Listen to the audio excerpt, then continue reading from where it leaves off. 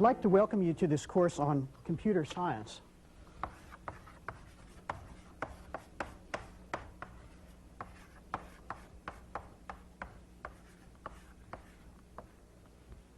Actually, that's a terrible way to start. Computer science is a terrible name for this business. First of all, it's not a science. It might be engineering, or it might be art. Or we'll actually see that computer, so-called science, actually has a lot in common with magic. And we'll see that in this course. So it's not a science. It's also not really very much about computers. And it's not about computers in the same sense that physics is not really about particle accelerators.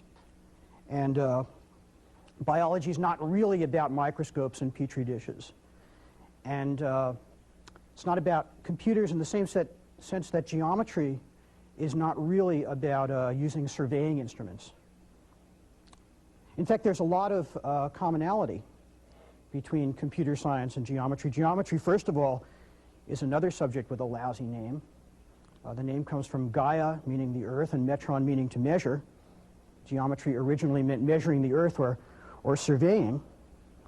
And the reason for that was that thousands of years ago, the Egyptian priesthood developed the rudiments of geometry in order to figure out how to restore the boundaries of fields that were destroyed in the annual flooding of the Nile. And to the Egyptians who did that, geometry really was the use of surveying instruments. Now, the reason that we think computer science is about computers is pretty much the same reason that the Egyptians thought geometry was about surveying instruments, and that is when some field is just getting started and you don't really understand it very well, it's very easy to confuse the essence of what you're doing with the tools that you use.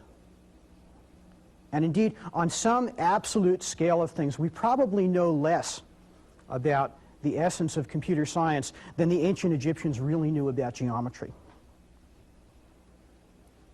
Well, what do I mean by the essence of computer science? What do I mean by the essence of geometry? See, it's certainly true that these Egyptians went off and used surveying instruments, but when we look back on them after a couple of thousand years, we say, gee, what they were doing, the important stuff they were doing, was to begin to formalize notions about space and time, to start a way of talking about mathematical truths formally that led to the axiomatic method, that led to sort of all of modern mathematics. Figuring out a way to talk precisely about so-called declarative knowledge, what is true. Well, similarly, I think in the future, people will look back and say, yes, those primitives in the 20th century were fiddling around with these gadgets called computers. But really what they were doing is starting to learn how to formalize intuitions about process, how to do things. Right. Right. Starting to develop a way to talk precisely about how to knowledge, as opposed to geometry that talks about what is true. Let me give you an example of that. Let's take a look. Here is a piece of mathematics, right, that says what a square root is. Right? The square root of x is the number y, such that y squared is equal to x, and y is greater than 0. Now, that's a fine piece of mathematics, but just telling you what a square root is doesn't really say anything about how you might go out and find one. All right, so let's contrast that with a piece of imperative knowledge, right? How you might go out and find a square root. This, in fact, also comes from Egypt, not ancient Egypt. This is an algorithm due to Heron of Alexandria called How to Find a Square Root by Successive Averaging. And what it says is that in order to find a square root,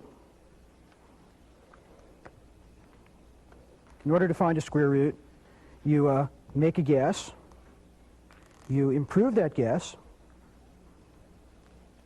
and the way you improve the guess is to average the guess and x over the guess, and we'll talk a little bit later about why that's a reasonable thing. And you keep improving the guess until it's good enough. Right? That's a method. That's how to do something, as opposed to declarative knowledge that says what you're looking for. Right? That's a process.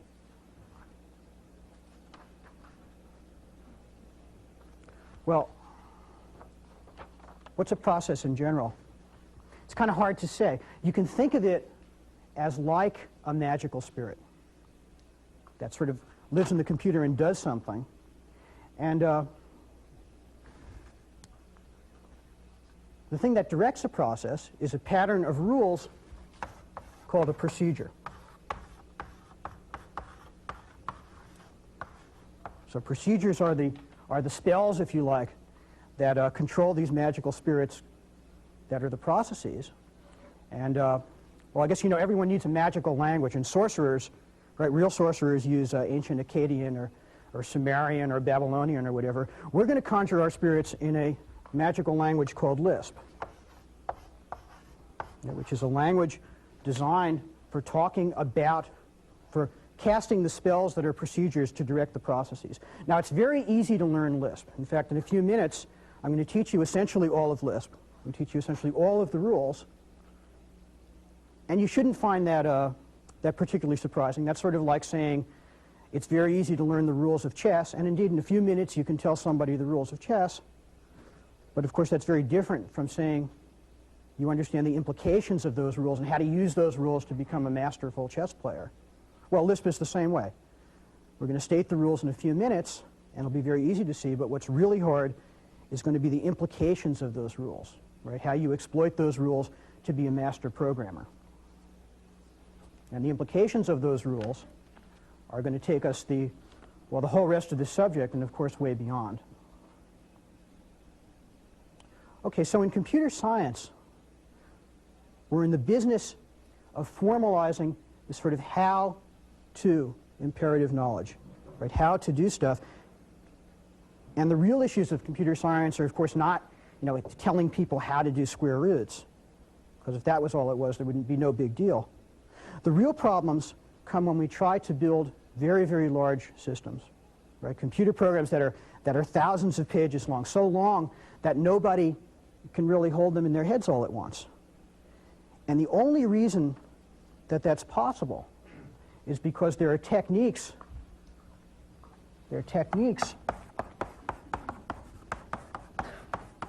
for controlling the complexity of these large systems. And these techniques for controlling complexity are what this course is really about. And in some sense, that's really what computer science is about. Now, that may seem like a very strange thing to say, because after all, a lot of people, besides computer scientists, deal with controlling complexity, right? A large airliner is an extremely complex system, and the aeronautical engineers who design that are dealing with immense complexity. But there's a difference between that kind of complexity and what we deal with in computer science. And that is that computer science, in some sense, isn't real. You see, when an engineer is designing a physical system that's made out of real parts, right, the engineers who worry about that have to address problems of tolerance and approximation and noise in the system. So, for example, as an electrical engineer, I can go off and easily build a one-stage amplifier or a two-stage amplifier, and I can imagine cascading a lot of them to build a million-stage amplifier, but it's ridiculous to build such a thing, because long before the millionth stage, the thermal noise in those components way at the beginning is going to get amplified and make the whole thing meaningless. Computer science deals with idealized components. Right? We know as much as we want about these little program and data pieces that we're fitting things together. Right? So we don't have to worry about tolerance, and that means that in building a large program, there's not all that much difference between what I can build and what I can imagine. Because the parts are these abstract entities that I know as much as I want. I know about them as precisely as I'd like. So as opposed to other kinds of engineering where the constraints on what you can build are the constraints of physical systems, the constraints of physics and noise and approximation, the constraints imposed in building large software systems are the limitations of our own minds. So in that sense, computer science is like an abstract form of engineering. It's the kind of engineering where you ignore the constraints that are imposed by reality. Okay, well, what are some of these techniques? They're not special to computer science.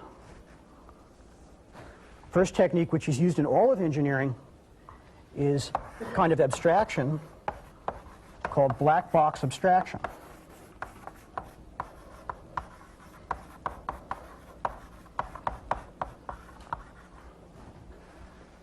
Right? Take something and build a box about it.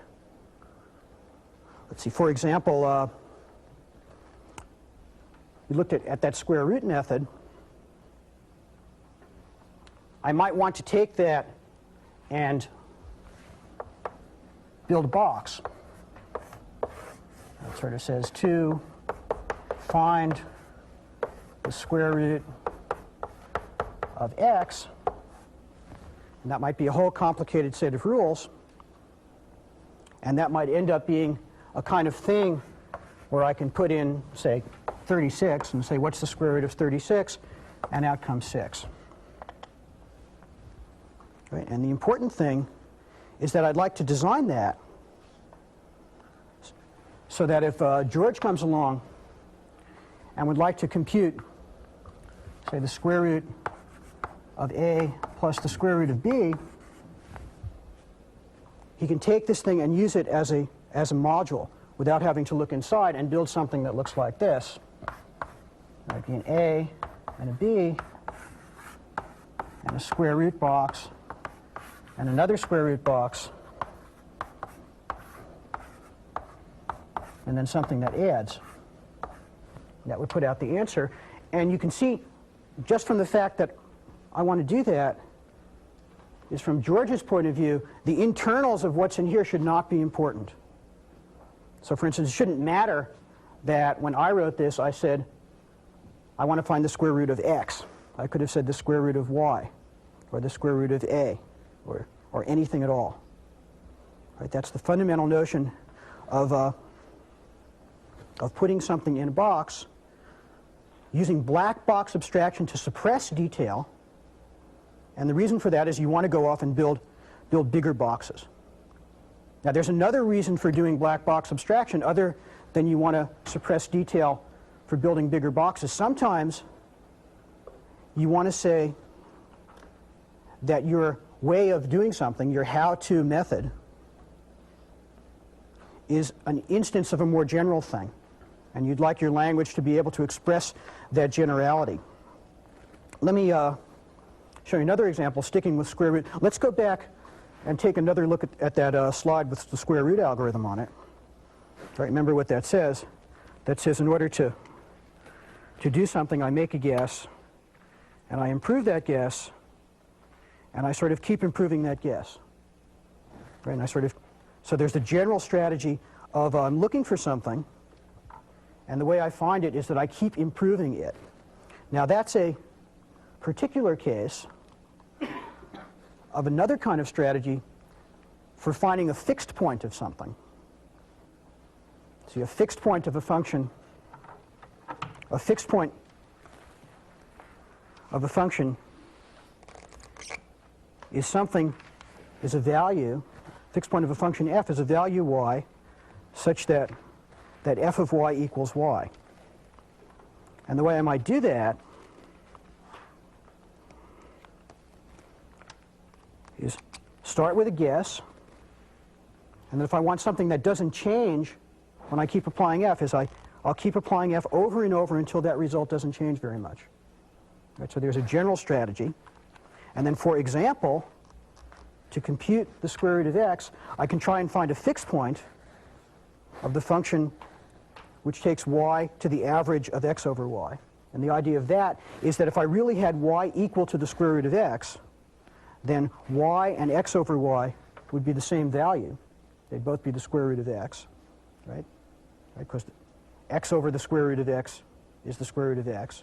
And so the average, if y were equal to the square root of x, then the average wouldn't change. Right? So the square root of x is a fixed point of that particular function. Now what I'd like to have, I'd like to express the general strategy for finding fixed points. So what I might imagine doing is to be able to use my language to define a box that says fixed point. Just like I could make a box that says square root, and I'd like to be able to express this in my language. Right? So I'd like to express not only the imperative how-to knowledge of a particular thing like square root, but I'd like to be able to express the imperative knowledge of how to do a general thing like how to find fixed point. And in fact, let's go back and look at that slide again. See, not only is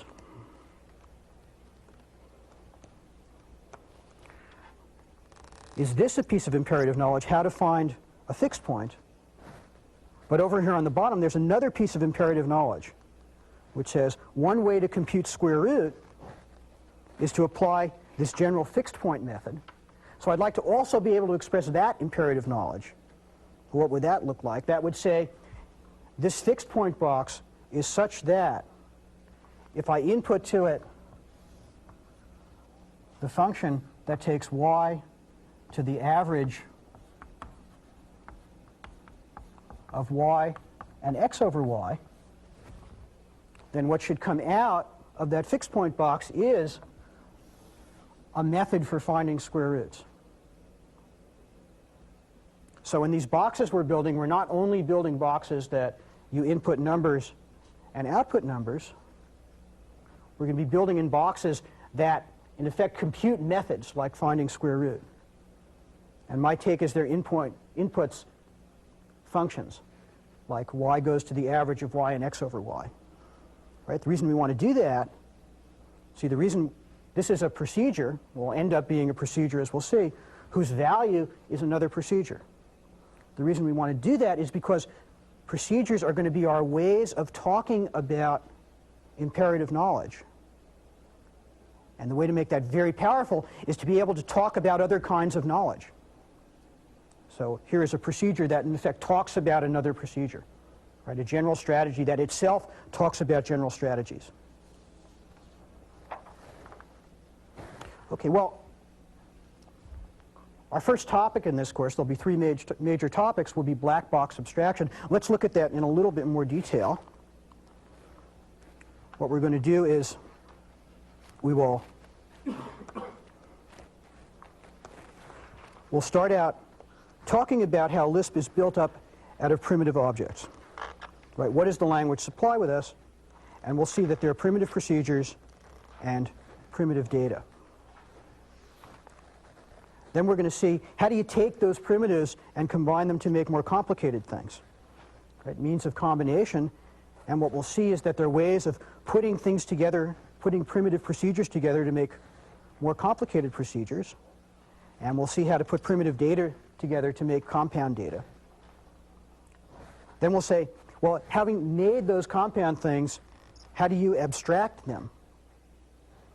How do you put those black boxes around them so you can use them as components in more complex things? And we'll see that's done by defining procedures and a technique for dealing with compound data called data abstraction. And then what's maybe the most important thing is going from just the rules to how does an expert work? How do you express common patterns of doing things, like saying, well, there's a general method of fixed point and square root is a particular case of that. And we're going to use, I've already hinted at it, something called higher order procedures, namely procedures whose inputs and outputs are themselves procedures. And then we'll also see something very interesting. We'll see as we go further and further on and become more abstract, there'll be the line between what we consider to be data and what we consider to be procedures is going to blur at an incredible rate. Okay. All right, well, that's our first subject, black box abstraction. Let's look at the second topic. I can introduce it let's use it like this. See, suppose I want to express the idea. Okay, remember, we're talking about ideas. Suppose I want to express the idea that I can take something and multiply it by the sum of two other things. So for example, I might say, if I add 1 and 3 and multiply that by 2, I get 8. But I'm talking about the general idea of what's called linear combination, that you can add two things and multiply them by something else. It's very easy when I think about it for numbers, but suppose I also want to use that same idea to think about, I could add two vectors a1 and a2 and then scale them by some factor x and get another vector. Or I might say I want to think about a1 and a2 as being polynomials, and I might want to add those two polynomials and then multiply them by 2 to get a more complicated one. Or a1 and a2 might be electrical signals, and I might want to think about summing those two electrical signals and then putting the whole thing through an amplifier, multiplying it by some factor of 2 or something. The idea is I want to think about the general notion of that. Now, if our language is going to be a good language for expressing those kind of general ideas, if I really can do that, so I'd like to be able to say, I'm going to multiply by x the sum of a1 and a2, and I'd like that to express the general idea of all different kinds of things that a1 and a2 could be. Now, if you think about that, there's a problem, because after all, the actual primitive operations that go on in the machine are obviously going to be different if I'm adding two numbers than if I'm adding two polynomials, or if I'm adding the representation of two electrical signals or waveforms. Somewhere there has to be the knowledge of the kinds of various things that you can add and the ways of adding them. Now, to construct such a system, the question is, where do I put that knowledge? How do I think about the different kinds of choices I have? And if tomorrow George comes up with a new kind of object that might be added and multiplied, how do I add George's new object to this system without screwing up everything that was already there? Right, well, that's going to be the second big topic, the way of controlling that kind of complexity. And the way you do that is by establishing conventional interfaces.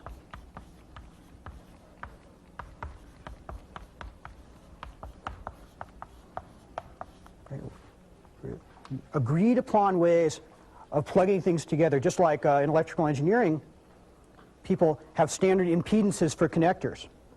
And then you know if you build something with one of those standard impedances, you can plug it together with something else. Right, so that's going to be our second large topic, conventional interfaces. What we're going to see is first we're going to talk about the problem of generic operations, which is the one I alluded to, things like plus that have to work with all different kinds of data.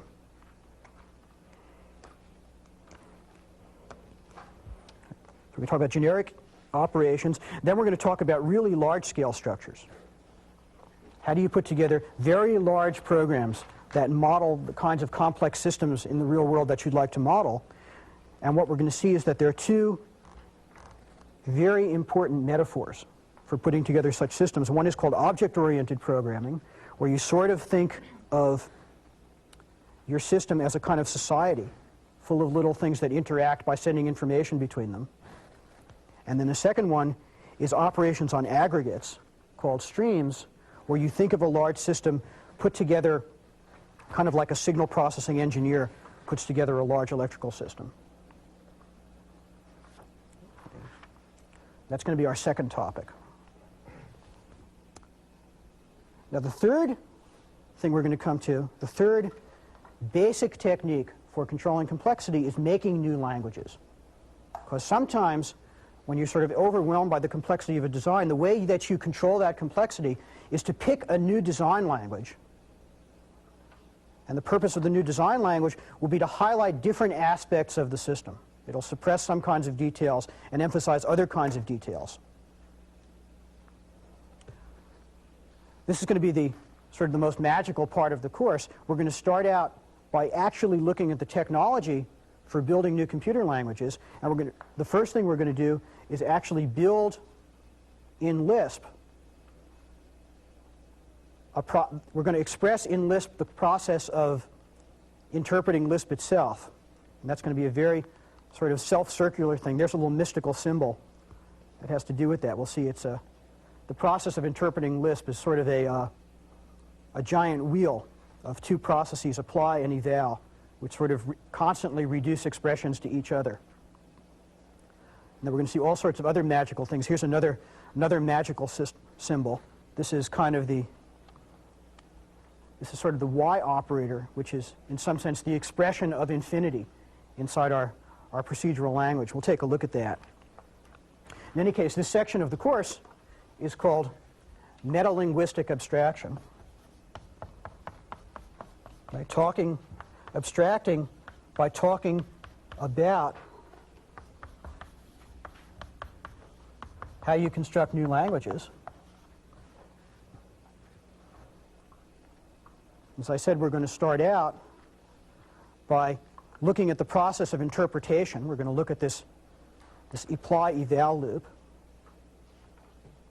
and build Lisp. Then, just to show you that this is very general, we're going to use exactly the same technology to build a very different kind of language, a so-called logic programming language, where you don't really talk about procedures at all that have inputs and outputs. What you do is talk about relations between things. And then finally, we're going to talk about how you implement these things very concretely on the very simplest kind of machines. Even we'll see something like this, which is, this is a picture of a chip, which is the Lisp interpreter that we will be talking about, done in hardware.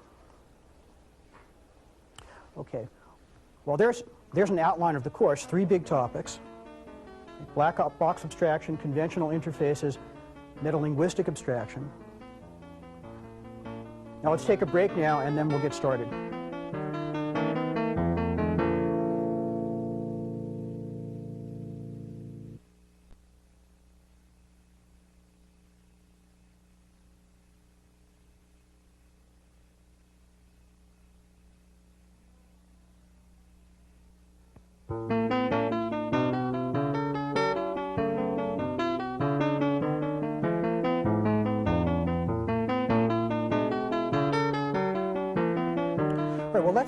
Let's actually start in learning Lisp now. Actually, we'll start out by learning something much more important, maybe the very most important thing in this course, which is not Lisp in particular, of course, but rather a general framework for thinking about languages that I already alluded to. When somebody tells you they're going to show you a language, what you should say is, all right, what I'd like you to tell me is what are the primitive elements? What does the language come with? Then, what are the ways you put those together? What are the means of combination? And what are the things that allow you to take these primitive elements and build bigger things out of them? What are the ways of putting things together? And then, what are the means of abstraction? How do we take those complicated things and draw those boxes around them? How do we name them so that we can now use them as if they were primitive elements in making still more complex things, and so on, and so on, and so on? So when someone says to you, gee, I have a great new computer language, you don't say, how many characters does it take to invert a matrix? Right? It's irrelevant. Right, what you say is, how, if the language did not come with matrices built in or with something else built in, how could I then build that thing? What are the means of combination which would allow me to do that? And then what are the means of abstraction which allow me then to use those as elements in making more complicated things yet? Right, well, we're going to see that Lisp has some primitive data and some primitive procedures. In fact, let's really start. Here's a piece of primitive data in Lisp. Let's see. Right. number 3. Actually, if I'm being very pedantic, that's not the number 3. That's some symbol that represents Plato's concept of the number 3. Right? And here's some more primitive data in Lisp. Right? 17.4, actually some representation of 17.4. And here's another one, 5. Here's another primitive object that's built in Lisp.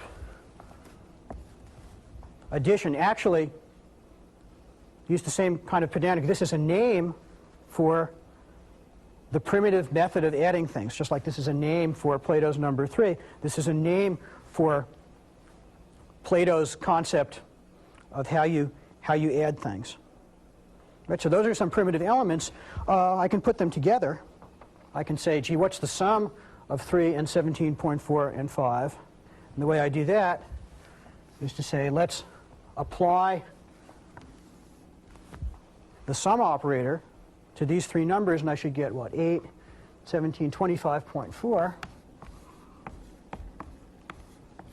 So I should be able to ask Lisp what the value of this is, and it'll return 25.4. Let's introduce some names. This thing that I typed is called a combination.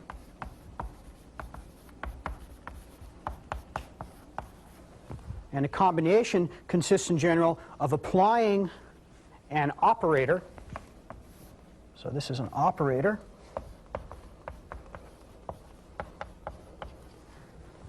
To some operands.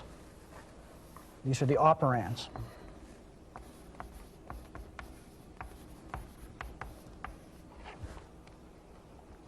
And of course, I can make more complex things. The reason I can get complexity out of this is because the operands themselves, in general, can be combinations. So for instance, I could say, what is the sum of 3 and the product of 5 and 6 and 8 and 2?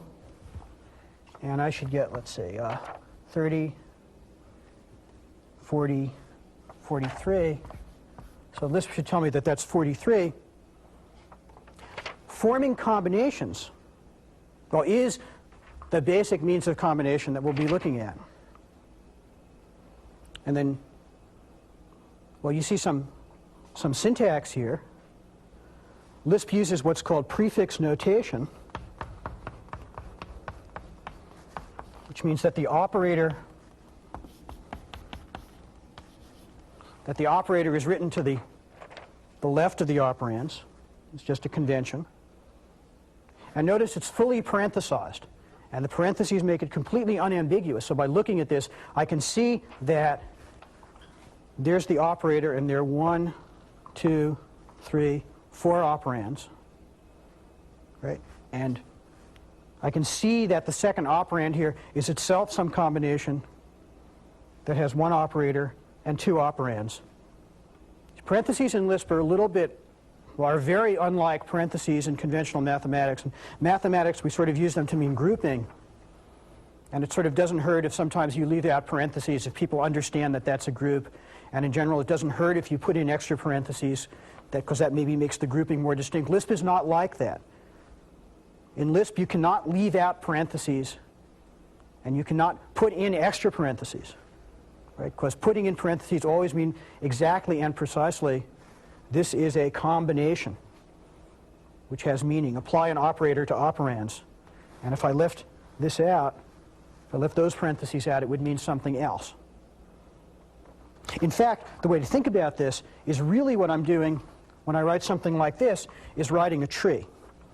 So this combination is a tree that has a plus, and then a 3, and then a something else, and an 8, and a 2, and then the something else here is itself a little subtree that has a star and a 5 and a 6. And the way to think of that is really what's going on are we're writing these trees, and parentheses are just a way to write this two-dimensional structure as a linear character string. Because at least when Lisp first started and people had teletypes or punch cards or whatever, this was more convenient, and they couldn't. Maybe if Lisp started today, the syntax of Lisp would look like that. Well, let's look at what that actually looks like on the computer. Right here I have a Lisp interaction set up. There's an editor, and on the top I'm going to type some values and ask Lisp what they are. So for instance, I can say to Lisp, what's the value of that symbol? That's 3. And I ask Lisp to evaluate it, and there you see Lisp is returned on the bottom and said, oh yeah, that's 3. Or I can say, what's the sum of 3 and 4 and 8? What's that combination? And ask Lisp to evaluate it. Right, and that's 15. Or I can type in something more complicated. I can say, what's the sum of the product of 3 and the sum of 7 and 19 and a half. And you'll notice here that Lisp has something built in that helps me keep track of all these parentheses. Watch as I type the next close parentheses, which is going to close the combination starting with the star. The opening one will flash. There. Here, I'll rub those out and do it again. Type close, and you see that closes the plus. Close again, that closes the star. Right, now I'm back to the sum, and maybe I'm going to add that all to 4. That closes the plus. Now I have a complete combination, and I can ask Lisp for the value of that. That kind of paren balancing is something that's built into a lot of Lisp systems to help you keep track, because it is kind of hard just by hand doing all these parentheses. There's another kind of convention for keeping track of parentheses. Let me write another complicated combination. Let's take the sum of the product of 3 and 5. I'm going to add that to something, and now what I'm going to do is I'm going to indent so that the operands are written vertically. What's the sum of that and the product of 47 and let's say the product of 47 with the difference of 20 and 6.8. That means subtract 6.8 from 20. And now you see the parentheses close, close the minus, close the star. And now let's get another operator. You see the Lisp editor here is indenting to the right position automatically. Help me keep track. All right, here, do that. Again, I'll close that last parentheses again. You see it balances the plus. All right, now I can say, what's the value of that? All right, so those two things, indenting to the right level, which is called pretty printing, and flashing parentheses, are two things that a lot of Lisp systems have built in to help you keep track, and you should learn how to use them. Okay, well, those are the primitives. There's a means of combination. Now let's go up to the means of abstraction. Right, I'd like to be able to take the idea that I do some combination like this and abstract it and give it a simple name so I can use that as an element, and I do that in Lisp with define. So I could say, for example, define A to be the product of 5 and 5. Okay. And now I could say, for example, to Lisp, what is the product of A and A? Right, and this should be 25, and this should be 625. And then, crucial thing, I can now use A. Here I've used it in a combination, but I could use that in other more complicated things that I name in turn. So I could say define B to be the sum of, we'll say, A and the product of 5 and A. And close the plus. Well, let's take a look at that on the computer and see how that looks. Right, so I'll just type what I wrote on the board. I could say define A to be the product of 5 and 5. And I'll tell that to Lisp. And notice what Lisp responded there with was an A in the bottom. In general, when you type in a definition at Lisp, it responds with the name, the symbol being defined. Now I could say to Lisp, what is the product of A and A? It says that's 625. I can define B to be the sum of A and the product of 5 and A. Close the paren, closes the star, close the plus, close the define. Lisp says, OK, B, there on the bottom. And now I can say to Lisp, what's the value of B? And I can say something more complicated, like what's the sum of A and the quotient of B and 5. That slash is divide, another primitive operator. Here I've divided B by 5, added it to A. This says, OK, that's 55. All right, so there's what it looks like. There's the basic means of defining something. It's the simplest kind of naming, but it's not really very powerful. See, what I'd really like to name, remember we're talking about general methods. I'd like to name, the general idea that, for example, I could multiply 5 by 5, or 6 by 6, or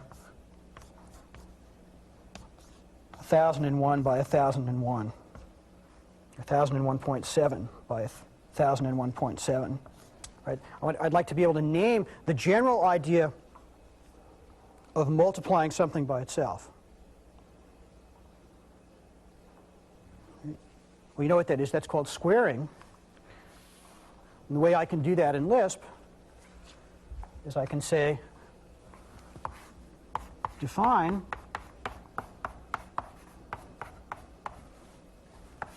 to square something x, multiply x by itself. And then having done that, I could say to Lisp, for example, what's the square of 10? And Lisp will say 100. See, now, let's actually look at that a little more closely. Okay. Right, there's the definition of square. To square something, right, multiply it by itself. Right, you see this x here. Right, that x is kind of a pronoun, which is the something that I'm going to square. Right, and what I do with it is I multiply x, or I multiply it by itself. Right. Okay. Right, so there's a notation for defining a procedure. Actually, this is a little bit confusing because this is sort of how I might use square, and I say square of x or square of 10, but it's not making it very clear that I'm actually naming something. So let me write this definition in another way that makes it a little bit more clear that I'm naming something. I'll say define square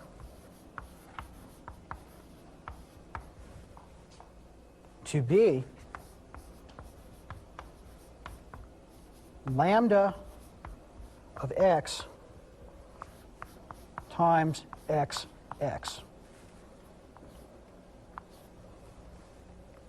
Right.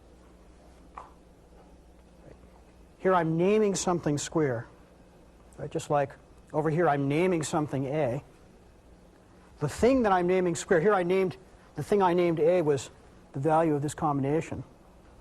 Here the thing that I'm naming square is this thing that begins with lambda, and lambda is Lisp's way of saying make a procedure. Let's look at that more closely on the slide. The way I read that definition is to say I define square to be make a procedure. That's what the lambda is. Make a procedure with an argument named x, and what it does is return the result of multiplying x by itself. Now, in general, we're going to be using this top form of defining, just because it's a little bit more convenient. But don't lose sight of the fact that it's really this. In fact, as far as the Lisp interpreter is concerned, there's no difference between typing this to it and typing this to it. And there's a word for that, word, sort of syntactic sugar. What syntactic sugar means, it's having somewhat more convenient surface forms for typing something. So this is just really syntactic sugar for this underlying thing with the lambda. And the reason you should remember that is don't forget that when I write something like this, I'm really naming something. I'm naming something square, and the something that I'm naming square is a procedure that's getting constructed.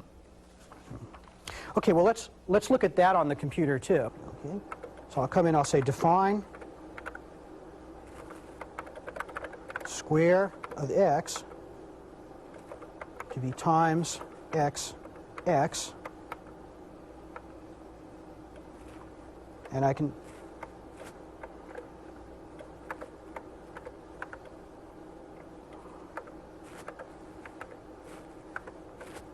and I'll tell Lisp that.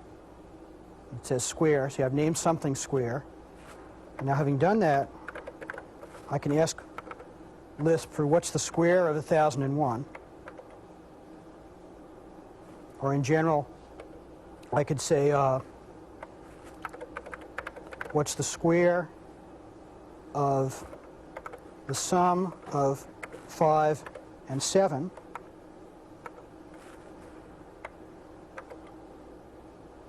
Right? Square of 12 is 144.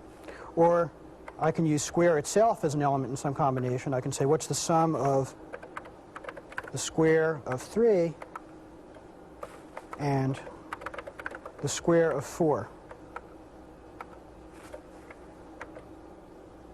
Right? 9 and 16 is 25. Or I can use square as an element in some much more complicated thing. I can say, what's the square of the square of the square of 1001?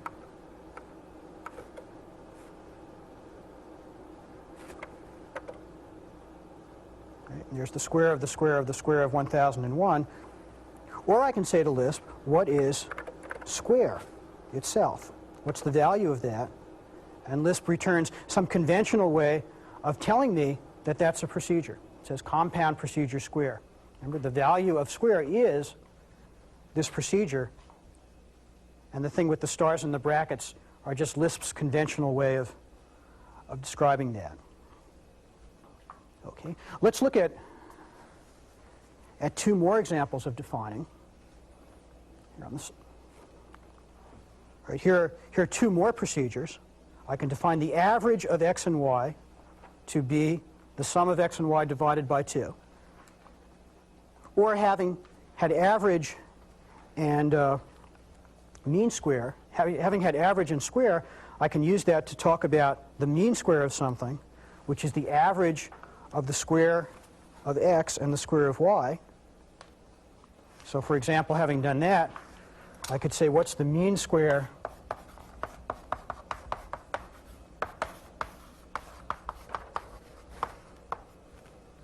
of 2 and 3, and I should get the average of 4 and 9, which is 6.5.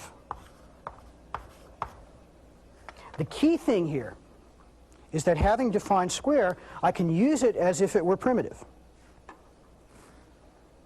Right? So if we look here on the slide, if I look at mean square, right, the person defining mean square doesn't have to know at this point whether square was something built into the language or whether it was a procedure that was defined.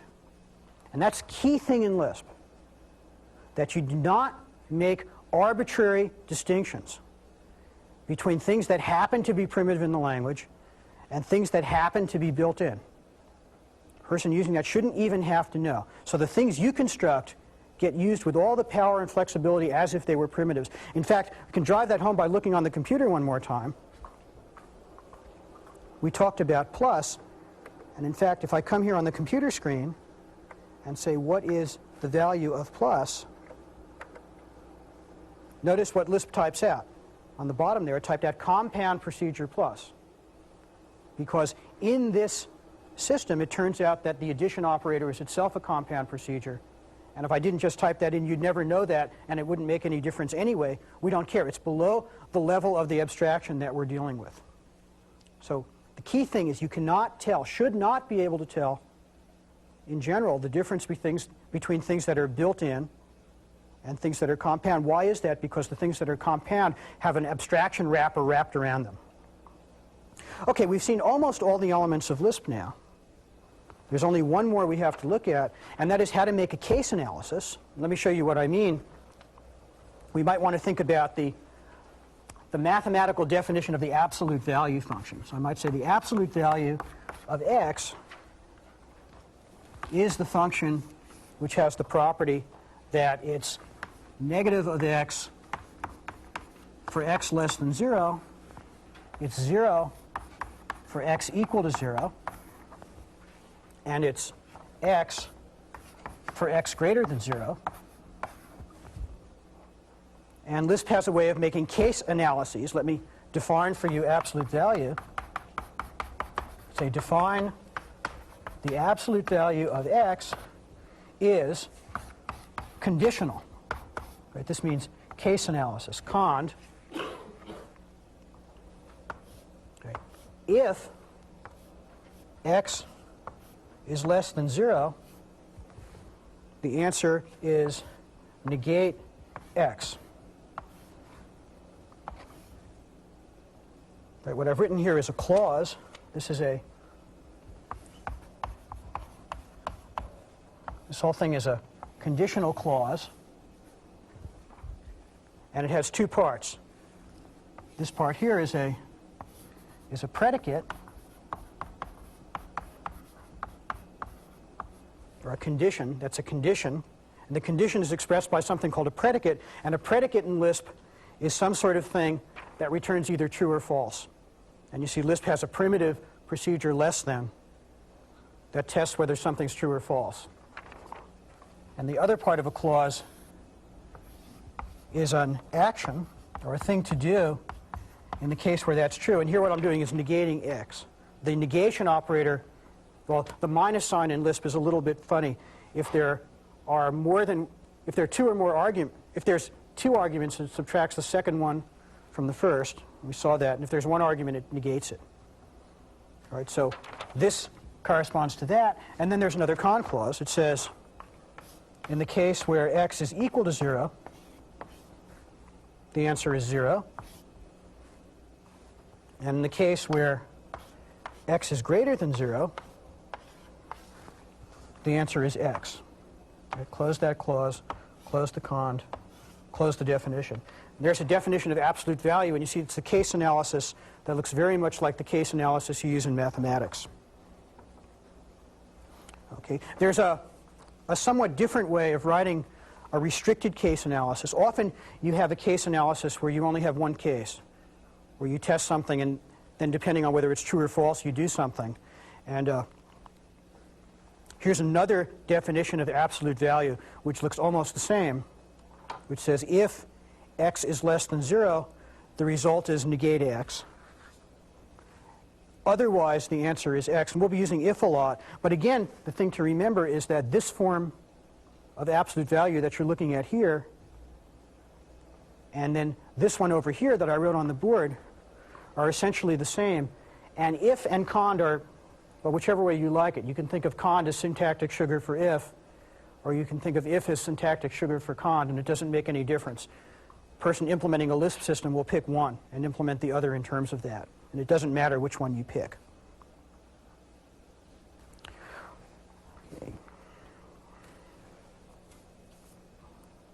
Okay, why don't we break now and then take some questions.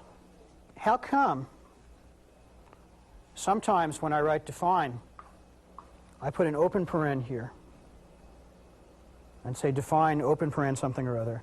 And sometimes when I write this, I don't put an open paren. Okay, the answer is this particular form of define, where you say define some expression, is this very special thing for defining procedures. But again, what it really means is I'm defining this symbol square to be that.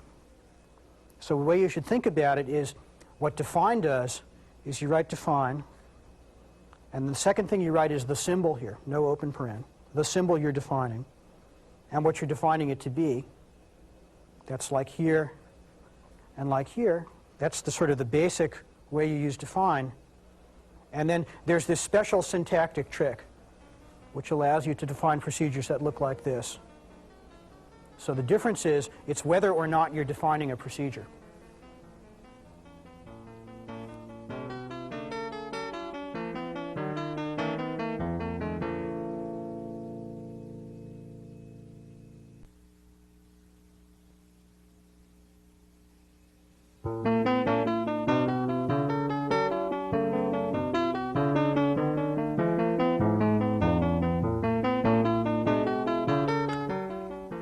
Well, believe it or not, you actually now know enough Lisp to write essentially any numerical procedure that you'd write in a language like Fortran or BASIC or whatever, or essentially any other language.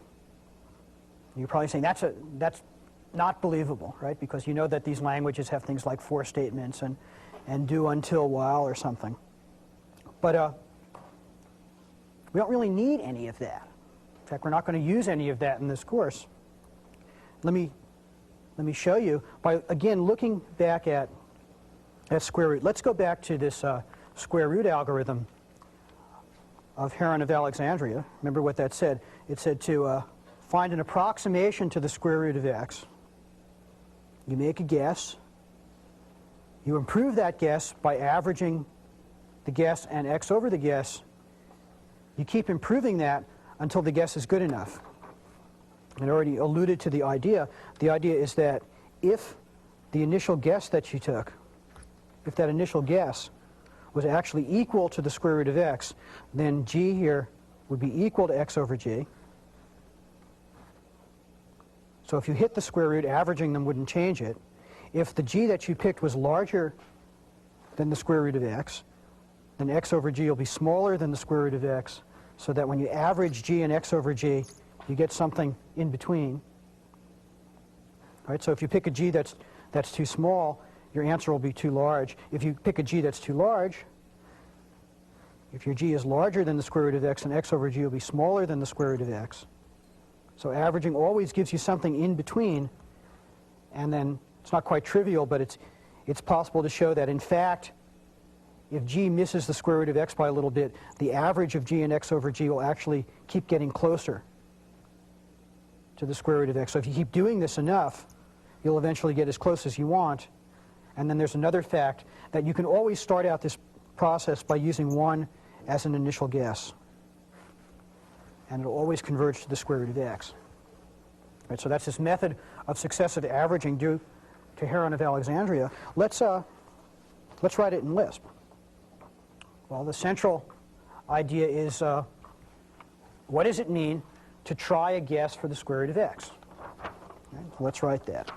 So we'll say define to try a guess for the square root of x. What do? We'll say if the guess is good enough,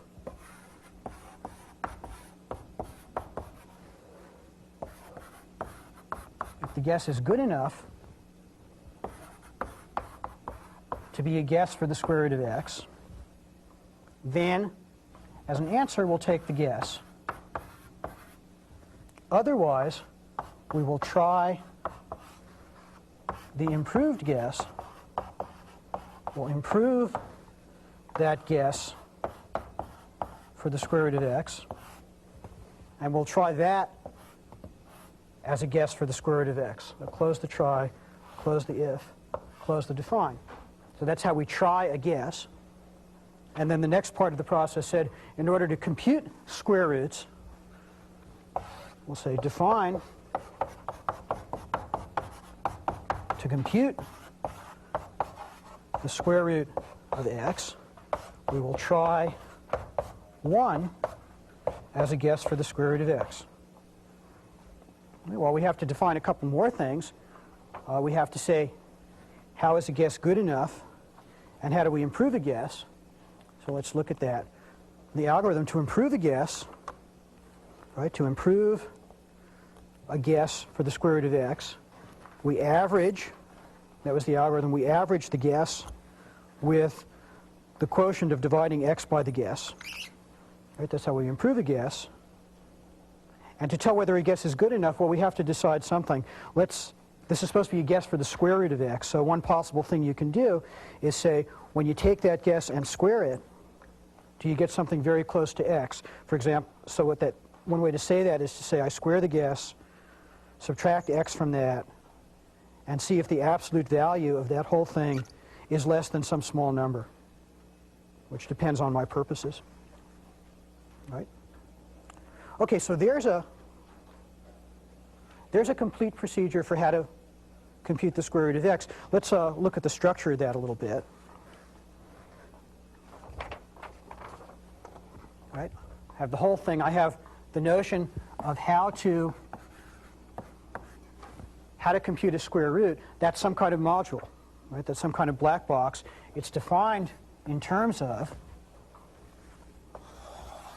right? It's defined in terms of how to try a guess for the square root of x. Try is defined in terms of, well, telling whether something's good enough and telling how to improve something. So good enough. Try is defined in terms of good enough and improve.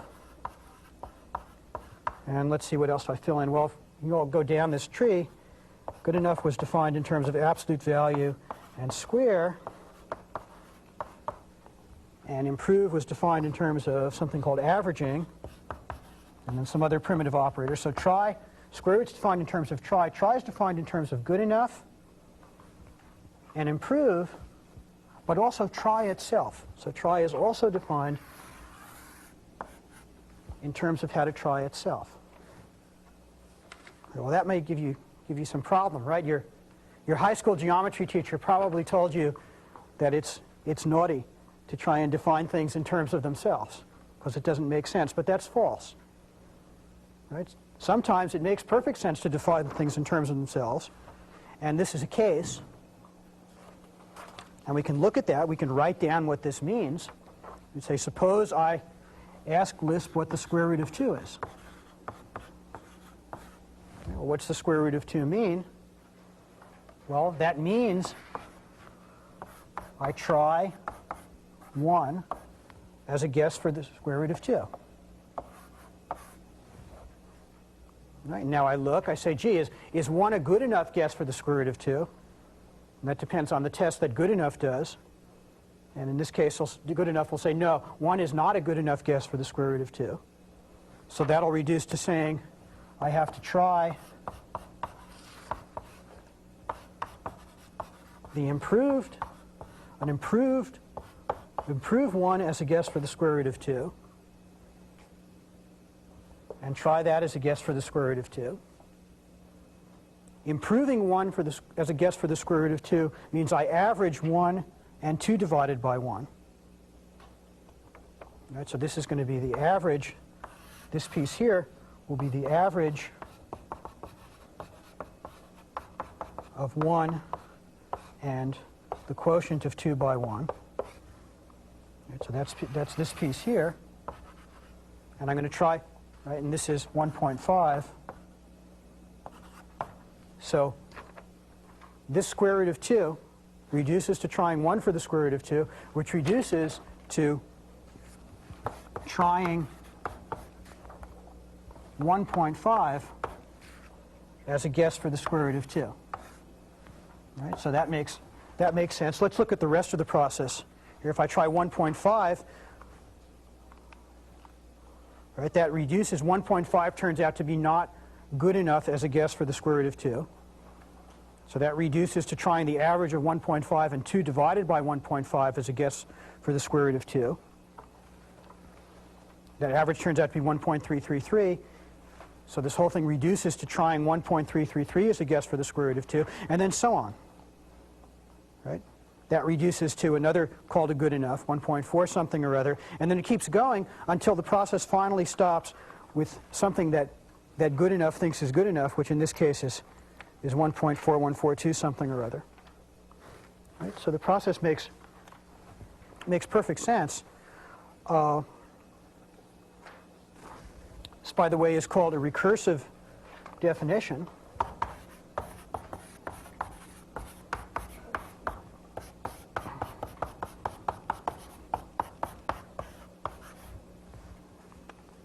And the ability to make recursive definitions is a source of incredible power. And as you can already see, I've hinted at, it's the thing that effectively allows you to do these infinite computations that go on until something is true, right, without having any other constructs other than the ability to call a procedure. Well, let's see, there's one more thing that I said. Let me show you a variant of this definition of square root here on the slide. Here's a sort of the same thing. What I've done here is packaged the definitions of improve and good enough and try inside square root. So in effect, what I've done is I've built a square root box. So I built a box that's the square root procedure that someone can use. They might put in 36 and get out 6. And then packaged inside this box are the definitions of try and good enough and improve.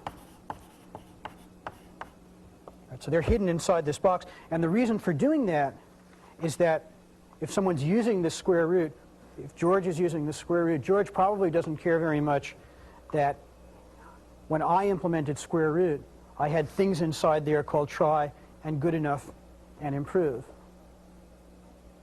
And in fact, Harry might have a cube root procedure that has try and good enough and improve. And in order to not get the whole system confused, it would be good for Harry to package his internal procedures inside his cube root procedure. The way this is called block structure, this particular way of packaging internals inside of a definition. And let's go back and look at the slide again.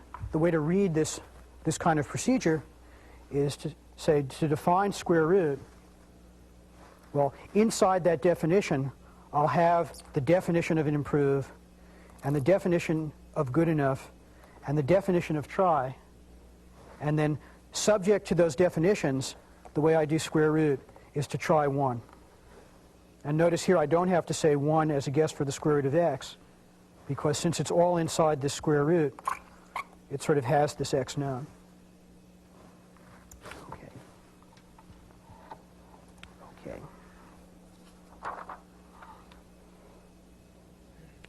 Okay, well, let me summarize. We started out with the idea that what we're going to be doing is expressing imperative knowledge. And in fact, here's a slide that summarizes the way we looked at Lisp. We started out by looking at some primitive elements, and addition and multiplication, some predicates for testing whether something's less than or something's equal. And in fact, we saw really sneakily in the system we're actually using, these aren't actually primitives, but it doesn't matter. What matters is we're going to use them as if they're primitives. We're not going to look inside. And we also have some primitive data, like some numbers. We saw some means of composition, means of combination, the basic one being composing functions and building combinations with operators and operands. And there were some other things like cond and if and define. But the main thing about define in particular was that it was the means of abstraction. It was the way that we named things. You can also see from this slide not only where we've been, but holes we have to fill in. At some point, we'll have to talk about how you combine primitive data to get compound data, and how you abstract data. So you can use large globs of data as if they were primitive. So that's where we're going. But before we do that, for the next couple of lectures, we're going to be talking about, first of all, how it is that you make a link between these procedures we write and the processes that happen in the machine, and then how it is that you start using the power of Lisp to talk not only about these individual little computations, but about general conventional methods of doing things. Okay, are there any questions? Yes. No. If we defined A using parentheses instead of as we did, what would be the difference? If I wrote this, if I wrote that, what I would be doing is defining a procedure named A, in this case a procedure of no arguments, which when I ran it would give me back 5 times 5. Right. I mean, you come up with the same thing except for you really got a different... Right, and the difference would be in the old one. Let me be a little bit clearer here. Let's call this A, like here, and pretend here, just for contrast, I wrote define D to be the product of 5 and 5. And the difference between those, let's think about interactions with the Lisp interpreter. I could type in A, and Lisp would return 25. I could type in D. If I just typed in D, Lisp would return compound procedure D,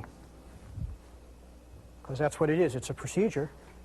I could run D. I could say, what's the value of running D? Here is a combination with no operands.